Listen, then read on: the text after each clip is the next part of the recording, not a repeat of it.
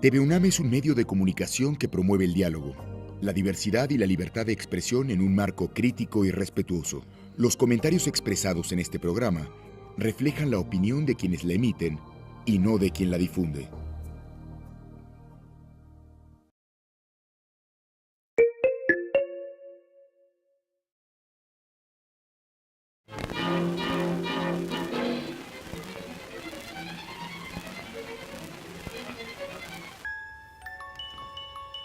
Hay películas que han influido en nuestra manera de filmar y de narrar, y es importante recuperarlas, porque nos ayudan a saber quiénes somos.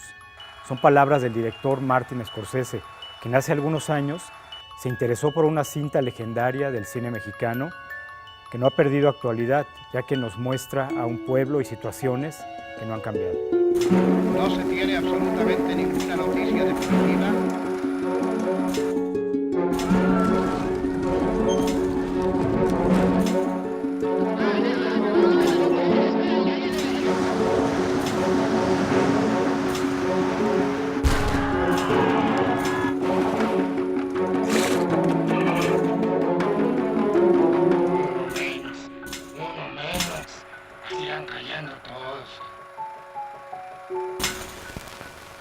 Incansable viajero que capturaba los rostros y las miradas de la gente común, el fotógrafo neoyorquino Paul Strand llegó a México en 1932. Conociendo su trayectoria, el compositor mexicano Carlos Chávez, director del entonces Departamento de Bellas Artes, y el secretario de Educación Pública, Narciso Basols, lo invitan a trabajar en un proyecto al que se incorporan el director mexicano Emilio Gómez Muriel, el guionista Enwar Rodeakiewicz y el director austríaco Fred Zinnemann.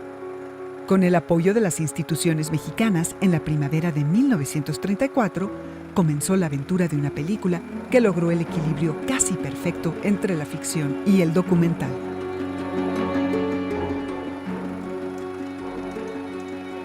Se graba Maravillas de la Filmoteca, entrevista con Federico Dávalos, toma 2. Hoy vamos a hablar de una película fundamental para la historia del cine mexicano y su restauración. Vamos a hablar de Redes, y para ello contamos con la presencia de un invitado de lujo, el investigador Federico Dávalos Orozco, quien es uno de los más importantes estudiosos del cine mexicano. Federico, buenas noches, muchas gracias por acompañarnos. Buenas noches, a tus órdenes. Gracias, Federico. Bueno, tú te has dedicado mucho a investigar el cine nacional, sobre todo el cine silente. Este libro para mí es uno de los libros más bonitos que existen, o existe para albores del cine mexicano, es fascinante. Y también has estudiado mucho el cine nacional de los años 20, 30, 40.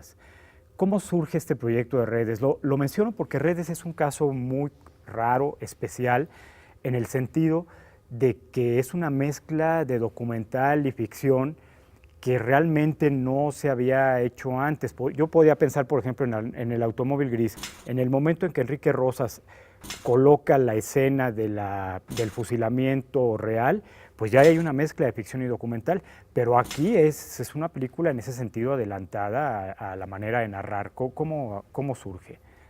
Bueno, el proyecto surge por una iniciativa del entonces Departamento de Bellas Artes y de su jefe, Carlos Chávez. Él mantenía una amistad muy cercana con el fotógrafo norteamericano Paul Strand. Entonces, Paul Strand de alguna manera estaba en la nómina de la Secretaría de Educación Pública, de la que dependía el Departamento de Bellas Artes, desde el año 1933.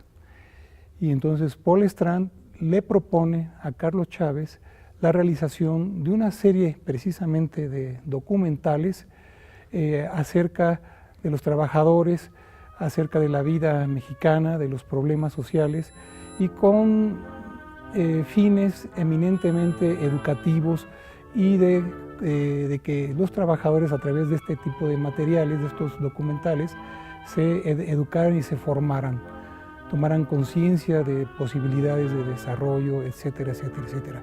Esa es la raíz del proyecto, ¿no? La propuesta eran 5 películas, 5 incluso cortometrajes, no se pensaba en largometrajes. Y de los cuales no se hizo más que Redes. No, el único que conocemos es ese, no sabemos qué pasa con el resto del proyecto. Fue el primero y el único que se hizo. pero ya después digamos, la ambición creativa de Paul Strand pues desbordó todos los límites y se fue volviendo cada vez más ambicioso, consumiendo más recursos, y entonces, bueno, el proyecto se prolongó. Podemos decir que hacia fines del año 33 el proyecto ya estaba listo, ya estaban presentes incluso en Alvarado, Veracruz, donde se filmó la película, en el Golfo y en las márgenes del río Papaloapan.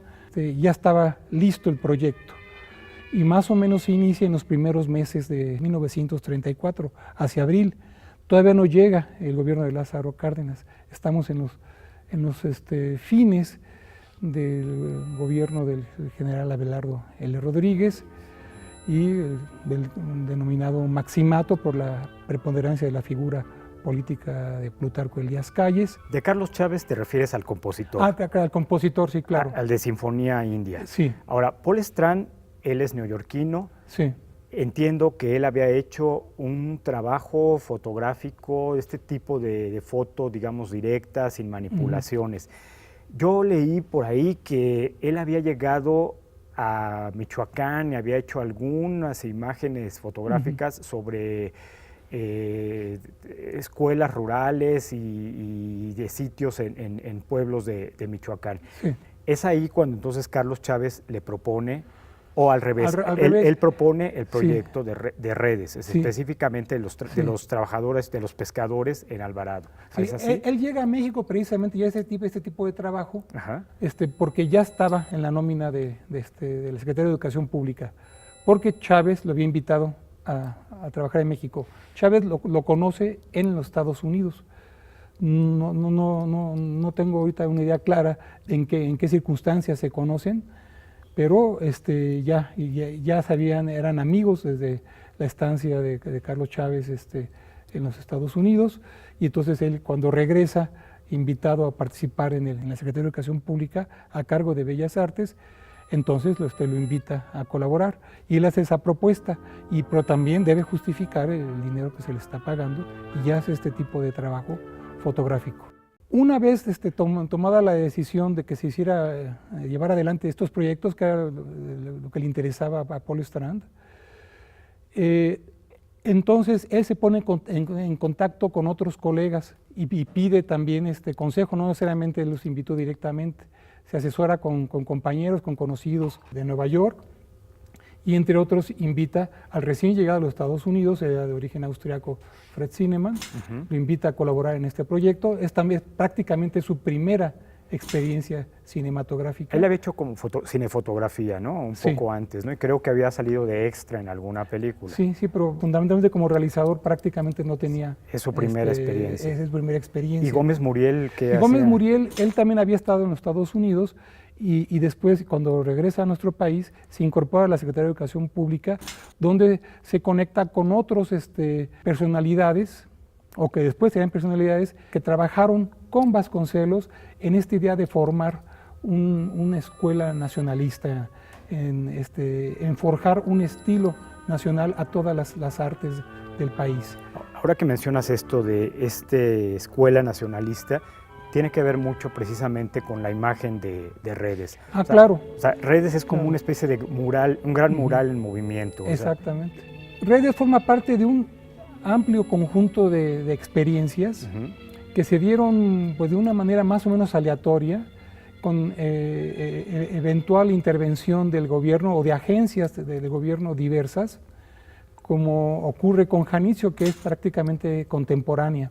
La película de Carlos Navarro. La película de Carlos Navarro, fotografiada por Luis Márquez, y en la que el fotógrafo Luis Márquez es el que da el sentido y el espíritu de Janitzio, y que también había sido formado por Vasconcelos. Bueno, no directamente, formaba parte de esa gente que intentaba forjar, en este caso, una fotografía de corte nacional, y también codificar todas esas tradiciones, el folclore mexicano, para ir formando un espíritu nacionalista. De alguna manera, el Indio Fernández termina retomando esto, ¿no? Exactamente. Emilio Fernández, como actor protagonista de Janitzio, después retoma, incluso la partitura musical, la retoma en su famosa María Candelaria, ¿no? Mencionas algo también fundamental, la partitura musical.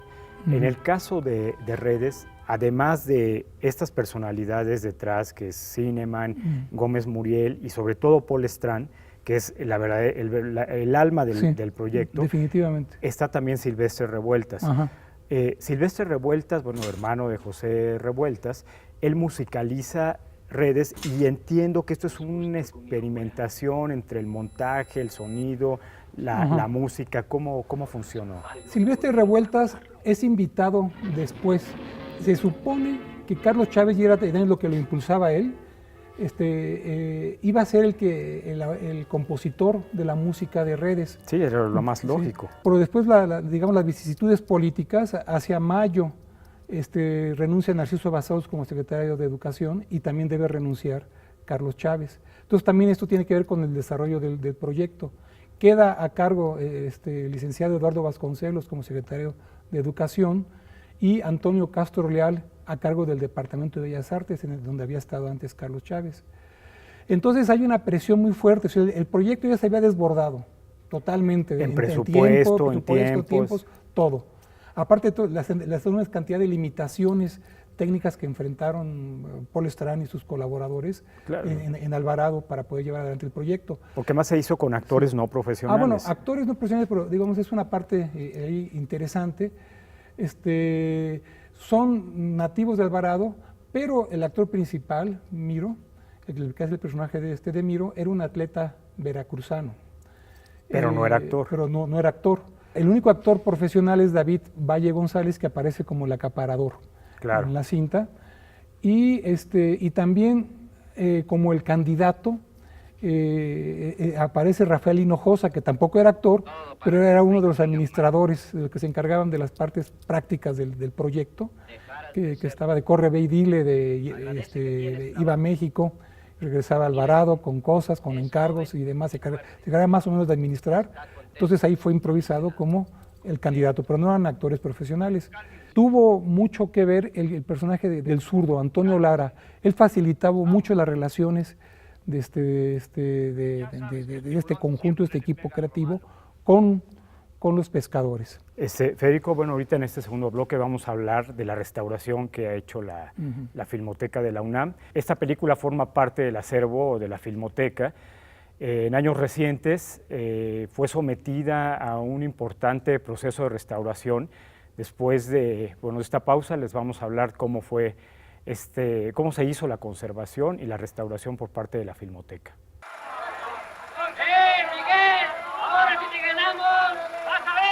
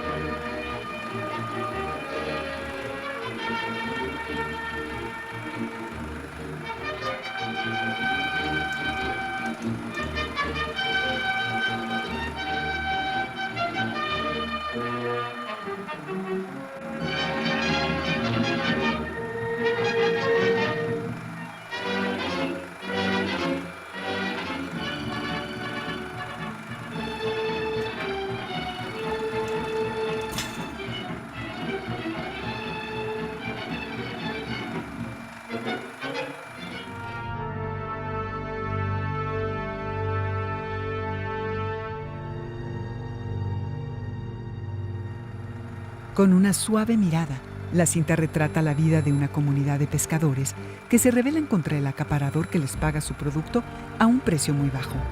Las imágenes de muchas secuencias tienen una clara influencia del cineasta soviético Sergei Eisenstein, quien había estado en México al comienzo de los años 30. Con diálogos breves, solo la música de Silvestre Revueltas acompaña el devenir de los acontecimientos. En aquella época, Redes se convirtió en un ícono para los directores que retrataban la vida sin artificios ni efectos melodramáticos, y en la actualidad ha sido revalorada. Se graba Maravillas de la Filmoteca, entrevista con Federico Dávalos, segunda parte, toma 3. La Fundación World Cinema, creada por el director Martin Scorsese, ¿sí? El mismo de Taxi Driver, que comparte con nosotros esa pasión enfermiza por el cine, envió una serie de películas legendarias a la Filmoteca de Bolonia para su restauración, entre ellas Redes. Vamos a platicar sobre esto. Federico, mira, Scorsese, presidente de esta Fundación World Cinema, dijo acerca de Redes: películas como esta ha influido en nuestra manera de filmar y de narrar. Por eso es importante recuperarlas, porque nos ayudan a saber quiénes somos. ¿Qué piensas de esto, Federico? Bueno, yo creo que es una afirmación muy precisa y muy correcta. Realmente, aunque el equipo que se encargó de la producción y realización de esta cinta no es mexicano, solo fue posible realizarla en el contexto que se estaba viviendo en nuestro país en ese momento. Ese contexto de exaltación nacionalista que alcanza su culminación muy poco después, durante el régimen de Lázaro Cárdenas. Entonces estoy totalmente de acuerdo y realmente es una cinta extraordinaria que vale la pena que todos los mexicanos vean. Y más ahora restaurada, ¿no? Ahora, bueno, comentabas hace rato sobre la música de Silvestre Revueltas. Sí. Esto es muy importante porque una película ya restaurada y digitalizada, el sonido y la música hecha, compuesta especialmente, pues podemos ahora sí que escucharla en toda su magnitud, los diálogos, estas imágenes, porque la composición fotográfica aquí era fundamental y que entiendo que eso hizo que la película se retrasara mucho por esta obsesión de Paul Strand de encuadrar, de mostrar casi como si fueran fotos fijas con un cierto movimiento. Silvestre Revueltas visitó a Strand en Alvarado, ya después, en el segundo semestre de 1934, pero él solo intervino ya en la composición directa de la música una vez que conoció el primer corte de la película, hacia fines del año de 1934. Y ya una vez definido cuál iba a ser el montaje final de la cinta, él acabó. Por eso yo creo que es una de las cualidades más espectaculares de esta película, es precisamente esa integración orgánica de la música con la película. Creo que no se pueden entender una sin la otra. Yo creo que la música es verdaderamente fundamental, ¿no? Entonces es un ejemplo, pocas veces creo yo que podemos encontrar en la cinematografía del mundo. Es un poco lo que hizo Eisenstein con Prokofiev en el caso de Alexander Nevsky, Iván el Terrible. ¿Se puede hacer una comparación con eso? Bueno, yo creo que es diferente porque se trataba de películas mudas. Ajá. Parece que la música puede correr por un lado y por otro, pero en mi opinión, será porque soy también así fanático del cine, son indisolubles. La partitura musical de las imágenes que estamos viendo en pantalla, y además sabiendo que todavía era necesario hacer el doblaje de algunos diálogos, perfectamente se detiene la música para escuchar los diálogos. Pero además, ¿sabes qué, Federico? Lo más impactante a nivel técnico es que estamos hablando de 1934. Solamente 3 años atrás empezaba el sonido en el cine nacional. Entonces, en 3 años se llegó a un espectro sonoro y de imagen muy alto. Y como tú dices, el gobierno que sigue, de Lázaro Cárdenas, interesado en crear esta exaltación nacional que da pie a una serie de películas. Bueno, ahí está allá en el Rancho Grande de Fernando de Fuentes, que marca este inicio. Bueno, es el impacto después de Gabriel Figueroa. Pero bueno, regresando a Redes, en sí a la restauración, entiendo que esta colección notable, la de Criterion Collection, que ha restaurado grandes joyas del cine mundial, activamente participó para que Redes formara parte de esta colección. ¿Es así? Sí, forma parte de un set de 9 DVDs y con 5 películas, una de ellas Redes. Y esto ocurrió, la edición salió al mercado hacia fines del año 2013. 2013, o sea, muy recientemente. Muy recientemente. Y aquí sería muy importante, sería interesante, bueno, que se pudiera ofrecer ese mismo material de manera amplia, tal vez a partir de la misma Filmoteca del UNAM, que es la depositaria de los negativos, y entonces, bueno, que todos pudiéramos conocer, ¿no? Merece que no se quede nada más, pues esta colección que desafortunadamente es muy difícil de acceder en nuestro país, y en este caso de esta película que quedara nada más abierta al mercado europeo o estadounidense. Federico, tú conociste la película de Redes en algún momento. La volviste a ver ya digitalizada y restaurada. Sí. ¿Qué diferencias así notables puedas encontrar? Realmente es casi ver otra película, es reconocer, es como si fuera un viejo conocido que uno no ha visto durante muchos años y de repente lo ve, no sé, totalmente renovado, ¿no? Con una cirugía estética, pero adecuada, notable. Poder aproximarnos finalmente y con precisión a muchos diálogos, la música resalta, ¿no? Y las imágenes, la restauración óptica es notable, y el trabajo de por sí extraordinario de Paul Strand, en el que prácticamente la película es una sucesión como de planos en movimiento, de planos fotográficos en movimiento, donde hay una obsesión por la composición, destaca muchísimo.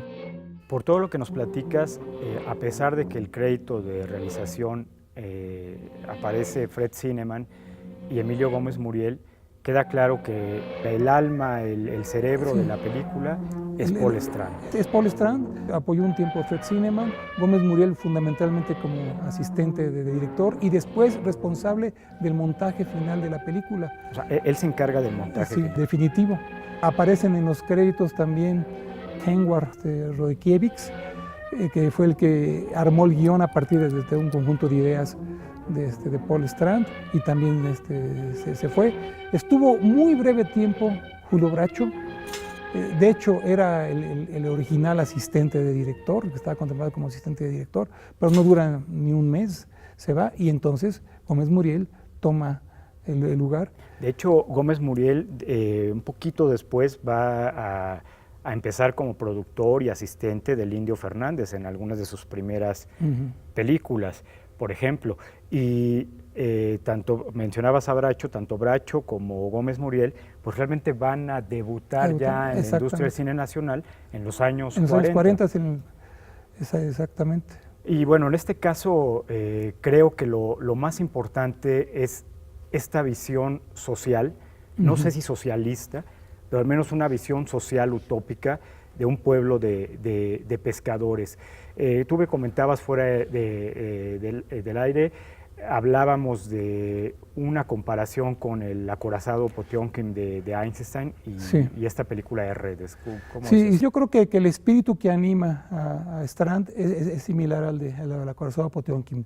No hay un protagonista, bueno, aunque es evidente que los hay, pero básicamente hay un héroe colectivo, que en este caso es el pueblo de Alvarado, Veracruz, que se organiza para enfrentarse a sus expoliadores, a sus explotadores, con el fin de obtener, de tener el control de su propio producto. Por eso la película, que originalmente se llamaba Pescados, cambió de nombre a Redes, es muy claro. Sí, pescados es la materia prima, es lo que se explota, es lo que se saca del mar. Y las redes es el instrumento de trabajo. Hay un momento en la película en el que angustiado uno de los pescadores comienza a romper las redes. Dice, no rompas las redes, este es nuestro instrumento de trabajo.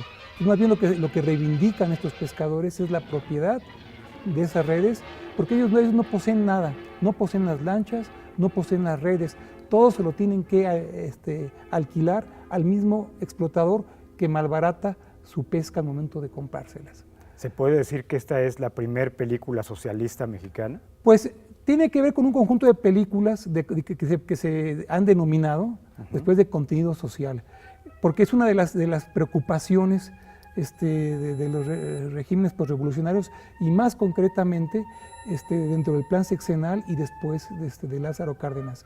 Si la preocupación del nacionalismo son los indígenas, es el problema obrero y es una política nacionalista frente al extranjero, de alentar el desarrollo nacional frente a las potencias extranjeras. Es decir, no socialista, es simplemente una reivindicación laboral legítima en un contexto capitalista, incluso más bien sería como de espíritu cooperativista, diría yo.